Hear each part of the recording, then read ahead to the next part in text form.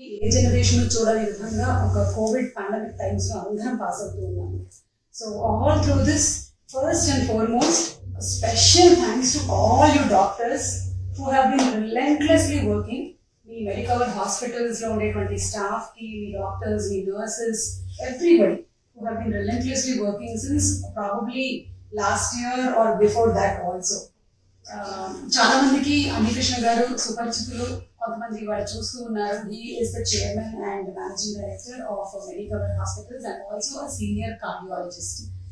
Generally ఏంటంటేనండి, మనం doctors ని తక్కువగా కలవాలి అని అనుకుంటూ ఉంటాం, కానీ ఇప్పుడు పరిస్థితులు ఎలా ఉన్నాయి అంటే it is like almost if we have a doctor whom we know and we are in safe hands అనేటువంటి ఒక నమ్మకం మాకు కలుగుతుంది. So thank you so much to Medicover also for doing all the path-breaking work in treating so many patients. అంటే కేవలం మీరు ఈ Covid అనే కాకుండా వేరే డిపార్ట్మెంట్స్ కూడా మీకు ఉన్నాయి. And I've seen today in this hospital that there are so many other patients other than COVID also being treated here.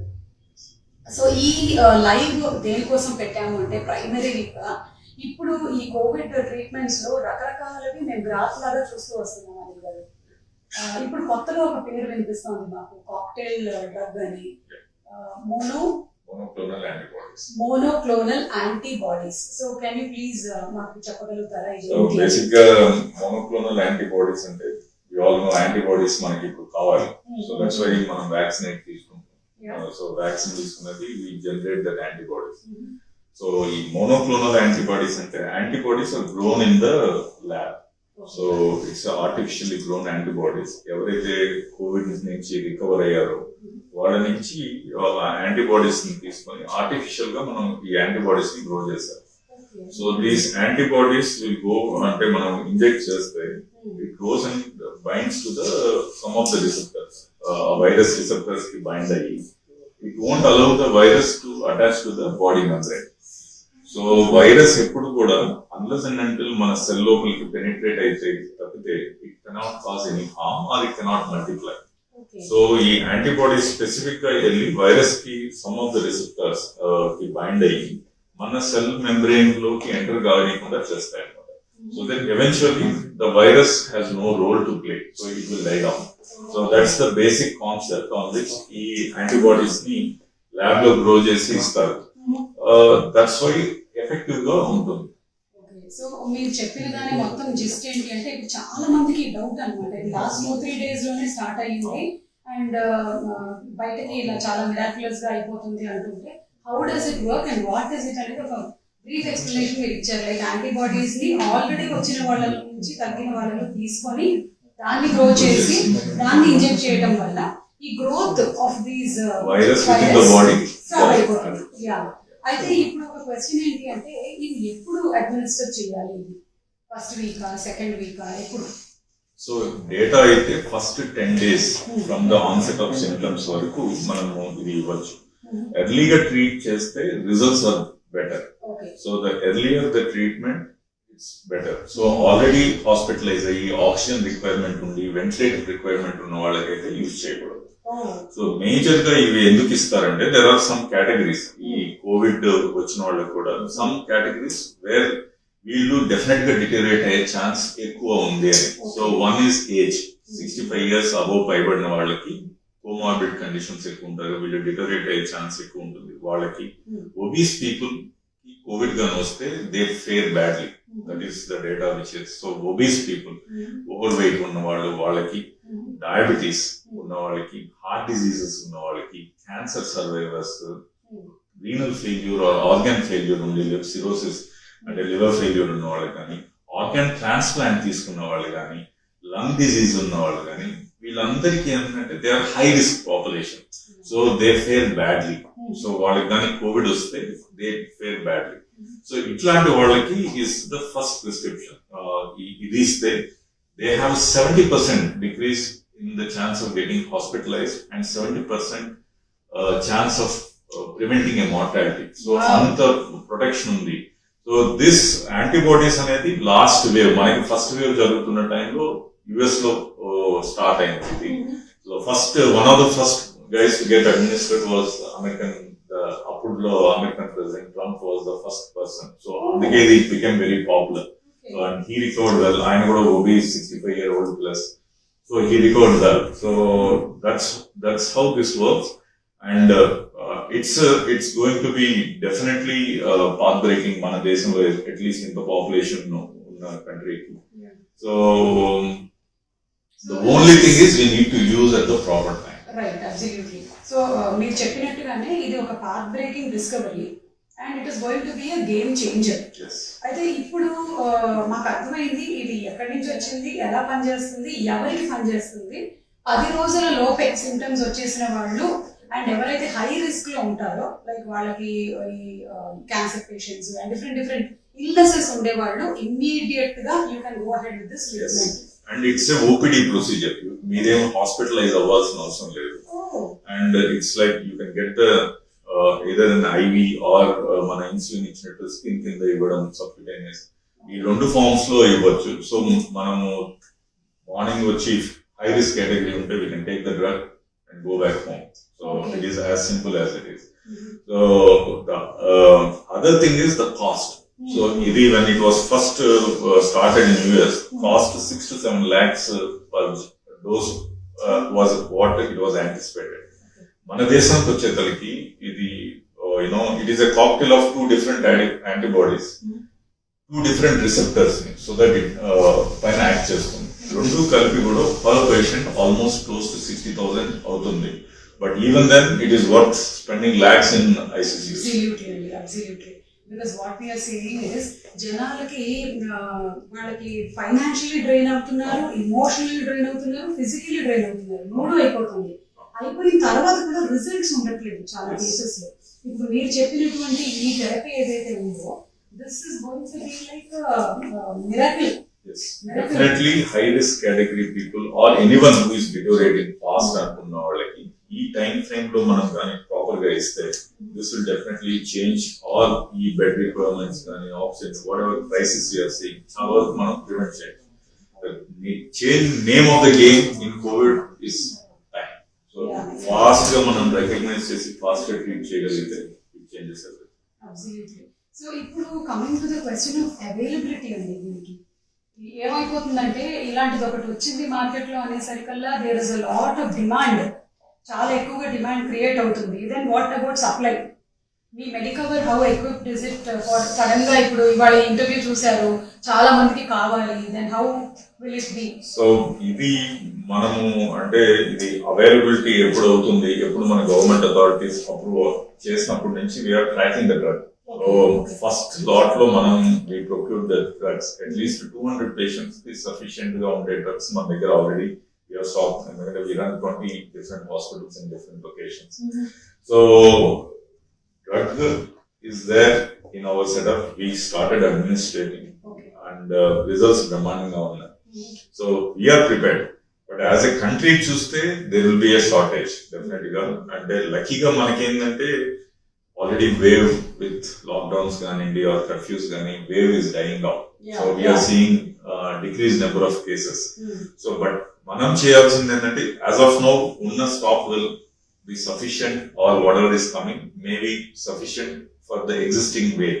So endukante ee wave is in a downward track. So maybe another 15-20 days inka see a drastic downfall untundani anticipate chestunna.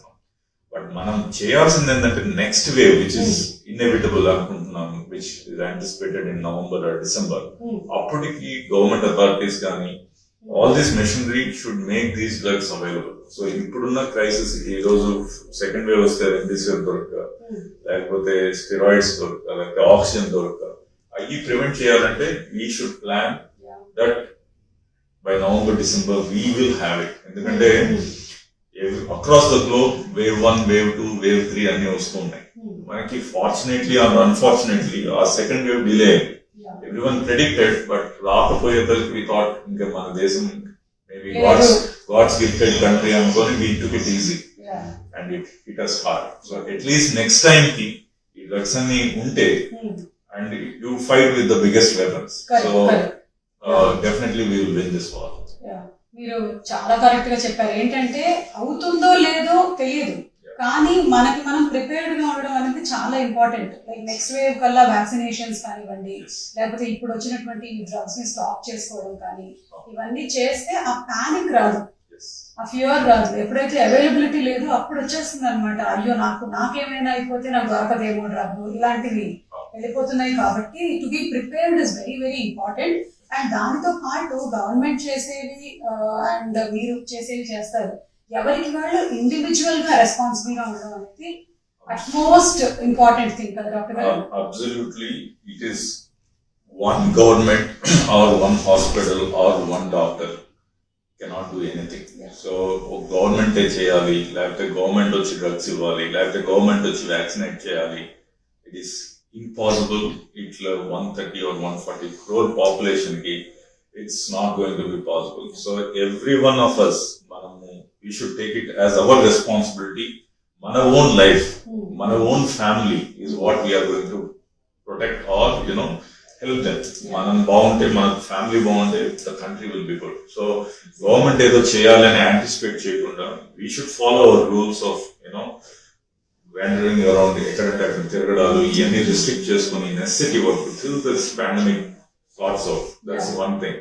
Every one of us should get vaccinated. Government ఇచ్చేంత వరకు wait చేయకుండా we should now companies are coming forward to vaccinate the employees. At the same time general public కూడా ఇది ఒక 1000 రూపాయలు 1500 అవుతుంది అనుకోకుండా we all should get vaccinated. And ఈ వ్యాక్సిన్ ఆ వ్యాక్సిన్ ఇదైతే వేసుకుంటా అదైతే వేసుకుంటా అనేది లేకుండా any vaccine is good. So ఇప్పుడు మన data with in our hospital 4500 employees కి మనం వ్యాక్సినేట్ చేస్తే ఫస్ట్ వేవ్ లో we had 950 people who got infected with COVID. చాలా మంది హాస్పిటలైజేషన్ రిక్వైర్మెంట్ ఉంది. ఈ వేవ్ లో hardly less than 10. So that is the difference. And loss of no vaccination and loss of life, people who got vaccinated is almost zero. So every one of us, we should, until next wave lopala, we should make sure government gani, corporates gani, or individuals as a person gani, or healthcare gani, everyone should be only one focus: vaccinate. Yeah. That's the only way for us, and all our energy should be on that. Yeah. So చాలా మంది మనకి FB and Insta live లో they're asking questions అండి. So నా request ఏంటంటే you still can keep on asking questions. మీ questions అన్ని కూడా మెడికవర్ వాళ్ళు ఆన్సర్ చేస్తారు, representatives. So whatever your doubts are there, please put in my comment section and everything will be answered. So ఇప్పుడు ఒక question తీసుకుంటున్నానండి. ఒకళ్ళు అడిగారు, how different is this from the plasma therapy అని. See, plasma therapy, the concept is same. So plasma lo manaki antibody levels is our entire plasma of 100-200 ml iste meeku antibodies percentage undali. Aa percentage lo kuda what extent is what you give. So if you are giving this injection, it only contains antibodies, there is nothing else. So definitely these are going to be, and they are specific receptor based antibodies create చేశారు. So definitely దీని efficacy and plasma is now removed from all therapeutic things. So plasma is no longer in any therapeutic regime. So World Health Organization కానీ మన ICMR guidelines నుంచి plasma therapy అనేది తీసేశారు. So but these antibodies are definitely going to work. There is doesn't have any difference between both. Okay. So because ఎందుకంటే జనాలకి రోజుకు ఒక వార్త చూసేసరికల్లా ఎన్ని క్వశ్చన్ మార్కులు వస్తూ ఉంటాయో, ఇది పనిచేస్తుందా లేదా, మొన్న పనిచేస్తుంది అన్నారు, ఇవాళ పనిచేయట్లేదు అంటున్నారు, ఇది నమ్మాలా వద్దా? ప్రాబ్లం విత్ ప్లాస్మా ఏంటి అంటే దాన్ని తీసుకొని యాంటీబాడీస్ ని మళ్ళీ ఐసోలేట్ చేసి ఆ యాంటీబాడీస్ ఇవ్వగలిగే పరిస్థితి ఉంటే it will work as good as this. So అది it is not possible on a large scale. So the best option we have is this. And I know already proven, మీరు చెప్పారు US లో already వాళ్ళు last year చేశారు అని, ఇక్కడ Medicover లో చేశారండి. ఆల్రెడీ స్టార్ట్ అయింది, మనకి స్టాక్ వచ్చింది నిన్న మొన్న వచ్చింది. And already I think we have given for 2 or 3 patients. And they are on the path of recovery. Oh wonderful అండి, అసలు this is great news. Because it has been like ఏదో ఒకటి వచ్చేస్తే చాలు మనకి ఇందులో నుంచి బయటపడాలి. యా వ్యాక్సినేషన్స్ ఉన్నాయి, కానీ what about people who are going into all this. కానీ మీరు చెప్పిన దాంట్లో very key points is worse అవ్వక ముందే ఇది తీసుకోవటము. ఒకసారి వెంటిలేటర్ మీదకి వెళ్ళిన తర్వాత పనిచేయదు, కష్టమైపోతుంది. అక్కడ వరకు లేకుండా ఉండడం అండ్ ఇంట్లో ఉండి నేను బాగానే ఉన్నాను అనుకోకుండా it is better that you go for a checkup and see and if you have all these symptoms and risk factors. yes And in spite of being healthy, some people can ఇంకా deteriorate అవ్వచ్చు ఈ risk factors లో లేని వాళ్ళు, but some young people, active people కూడా fast గా deteriorate అవుతుంది. అట్లాంటి వాళ్ళకి కూడా this becomes a platform where they can recover faster rather than మళ్ళీ ఆక్సిజన్ డిపెండెన్స్ కానీ వెంటిలేటర్ డిపెండెన్స్ కానీ వెళ్ళకుండా బయటపడడానికి ఛాన్స్. సో డాక్టర్ అనిల్ గారు చెప్పిన దాంట్లో నుంచి నేను మళ్ళీ ఇంకొకసారి రిపీట్ చేస్తున్నాను. రిస్క్ ఫ్యాక్టర్స్ అంటే ఎవరికైతే హార్ట్ ఇష్యూస్, క్యాన్సర్ ప్రాబ్లమ్స్, తర్వాత డయాబెటిక్ లేదా కిడ్నీ ఇష్యూస్, డయాలసిస్ పైన ఉండేవాళ్ళు హై రిస్క్ మీద ఉన్నట్టు. సో వాళ్ళకి ఒకవేళ కోవిడ్ సింటమ్స్ స్టార్ట్ అయితే ఇమీడియట్ గా ఈ ట్రీట్మెంట్ ఏదైతే ఉందో monoclonal antibodies therapy are cocktail drug అని కూడా అంటున్నారు, దానిని ఇమీడియట్ గా తీసుకున్నట్టయితే మీ కండిషన్ డిటీరియరేట్ అవ్వకుండా, డిసీజ్ కూడా స్ప్రెడ్ అవ్వకుండా అక్కడితో ఆగిపోతుంది. సో దీనిని మీరు అట్మోస్ట్ ఇంపార్టెంట్ థింగ్ గా పరిగణించగలరు. And I think most of the hospitals ఇప్పుడు ఇవి అవైలబుల్ గా ఉంచారు. Today I'm talking to doctor Anil Krishna గారు from Medicover, but you can still check in different places. Okay, and to wind it up అండి ఇవాళ మన కాన్వర్సేషన్ ఫైనలీ ఏంటంటే భయము, పానిక్ వీటి వల్ల స్ట్రెస్ అయిపోతున్నారు బాగా. So I think what we need to do is being responsible. భయపడితే ఇంకా మన బాడీ మనతో కోఆపరేట్ చేయదు కాబట్టి ధైర్యంగా ఉండాలి, భయపడకుండా ఉండాలి. అంటే ఎలాగని అడుగుతారండి, మీరు ఏం చేస్తారు చెప్పండి, మీరు స్ట్రెస్ రిలీఫ్ ఏం చేస్తారు డాక్టర్ గారు? మీరు ఒక చిట్కా చెప్పండి మాకు. డాక్టర్స్ అసలు అది జాబ్ అయిపోయి యూ డోంట్ ఈవెన్ ఫీల్ కదండి అదంతా చేస్తూ ఉంటే. మాకు అది ఒక్కసారిగా చూస్తే వీ ఫీల్ ఆ మెషిన్లు పీపీ పీపీ అంటే ఆ సౌండ్లు ఇది మాకు కూడా కెమెరా చూడాలంటే భయం వస్తుంది. So it's the same thing. So when you enter a different profession so naturally అదే ఉంటుంది. See, everyone should involve in some kind of a sport. It's not only physically helpful but also mentally it will ease off your stress. So I play badminton on a daily basis, so it keeps you physically fit. At the same time it drains off your stress and other things. So sport, any kind of sport, whatever is feasible within the lockdown undi kabatti we should all involve in that. And definitely meditation helps, yoga helps. మనకి ఇప్పుడు ఉన్న within మన own country నుంచి వచ్చిన these things are stress busters. I think everyone should follow that. Correct అండి. As you rightly said, sports మీరు ఆడినప్పుడు మీకు ఇంకెక్కడ ఆలోచించడానికి అవకాశం ఉండదు. ఎందుకంటే అటు నుంచి మీకు ఇలా వస్తుంటే మీరు కొట్టాలి, ఆ టైంలో ఆలోచించలేరు. సో అందుకని sport is one of the best thing. And meditation and seeing something which gives you happiness. And yoga, మన ఇండియన్ కస్టంలోనే ఎన్ని ఉన్నాయో ఇలాంటి పద్ధతులన్నీ. సో ధైర్యంగా ఉండండి, బాధ్యతగా ఉండండి. అండ్ అలాగే ఇవన్నీ కూడా ఒక లెర్నింగ్ ఫ్యాక్టర్స్, మనకి మన లైఫ్ స్టైల్లో మనం మార్పులు తీసుకొని రావాలి. సమస్య వచ్చిన తర్వాత వెళ్ళటం కాదు, సమస్య రాకుండా ఎలా చూడాలి, అంటే ఒబేసిటీ ఎందుకు వచ్చింది, ఏం చేశారు మీరు మీ బాడీకి, వాట్ హ్యాపెండ్, ఇవన్నీ ఒకసారి చూసుకొని if you can structure your self properly into the physical and mental activity, so nice Anil గారు ఇవాళ ఈ విషయాన్ని తెలియచెప్పినందుకు. అంటే చాలా మంది చూసుంటారు, ఈ రికార్డింగ్ అలాగే ఉంటుంది. మీకు ఇంకేమైనా డౌట్స్ ఉన్నట్లయితే కామెంట్ సెక్షన్ లో పెట్టండి. All your doubts will be answered by our Medicover representatives, వాళ్ళు ఆన్సర్ చేస్తారు. ఇంకా ఫర్దర్ గా ఏమైనా ఉంటే కూడా వాళ్ళ పేజ్ డీటెయిల్స్ ఇంట్లో పెడతారు, you can answer. Okay, so thank you so much Anil గారు, thank you so much for sharing all this. We'll come and learn some Telugu from you only. అయ్యో మీరు నెల్లూరు కదండి? మాది నెల్లూరు, కానీ ఇలా మాట్లాడలేకపోతున్నాను. లేదండి, అంటే మీరు ఆ పనిలో ఉన్నారు, నేను ఈ పనిలో ఉన్నాను, అందుకని ఇద్దరికి రెండు వచ్చాయి. Okay, thank you so much.